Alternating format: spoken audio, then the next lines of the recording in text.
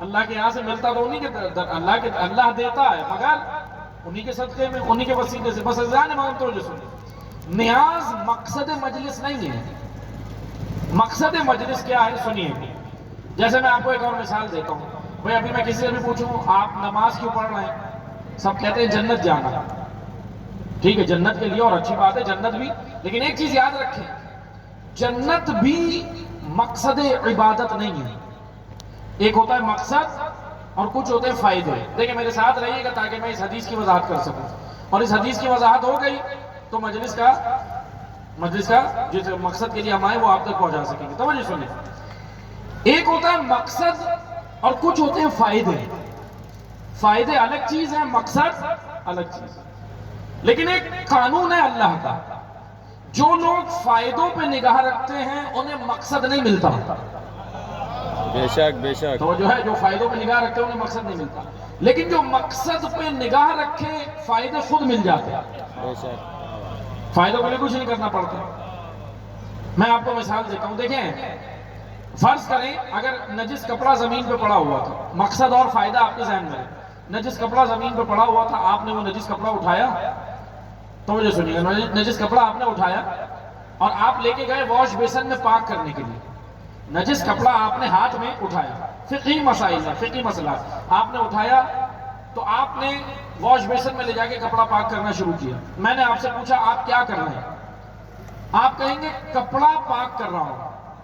توجہ سنیے گا، آپ کیا جواب دیں گے؟ کپڑا پاک کر رہا ہوں۔ لیکن جب آپ نے ہاتھ میں کپڑا اٹھایا تو ہاتھ بھی تو نجس ہوا۔ توجہ ہے آپ کا، ہاتھ بھی نجس ہوا نا۔ لیکن جب میں پوچھوں گا آپ سے تو آپ یہ نہیں کہیں گے ہاتھ پاک کر رہا ہوں، کیا کہنے ہیں؟ بے شک۔ آپ کہیں گے کپڑا پاک کر رہا ہوں۔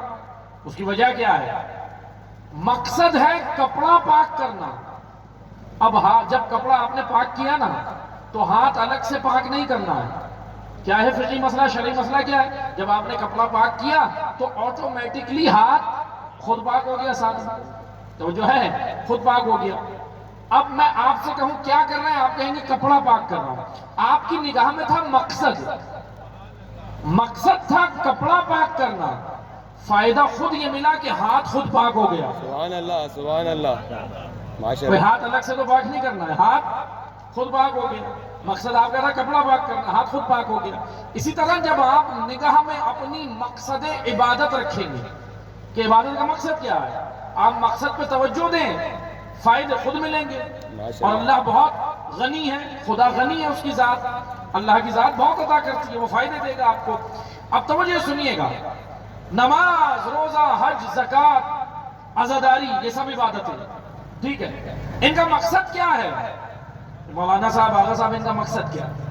اب میں کسی سے بھی پوچھوں نا، کسی بھی مومن سے، سب کہیں گے بھائی ہمیں ثواب ملے گا، اجر ملے گا، جنت ہے، حوریں ہیں، مکانات ہیں، دودھ کی نہریں ہیں، میوے ہیں۔ اچھا یہ سب ہیں جنت میں، جتنا اللہ نے وعدہ کیا قرآن میں سب کچھ ہے، آپ پریشان نہیں ہوئیے گا، میں منع نہیں کر رہا ہوں، سب ملے گا۔ لیکن توجہ سنیں، یہ جتنی چیزیں ہیں نا، جنت پہنچ جانا کمال نہیں ہے۔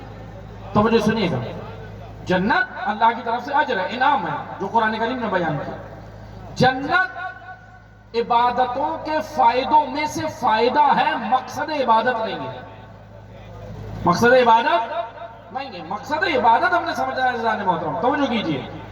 مقصد اور فائدے میں فرق آپ کو سمجھ آیا؟ میں آہستہ اس لیے پڑھ رہا ہوں تاکہ جوانوں کے لیے آسانی ہو جائے، بزرگان بہتر جانتے ہیں۔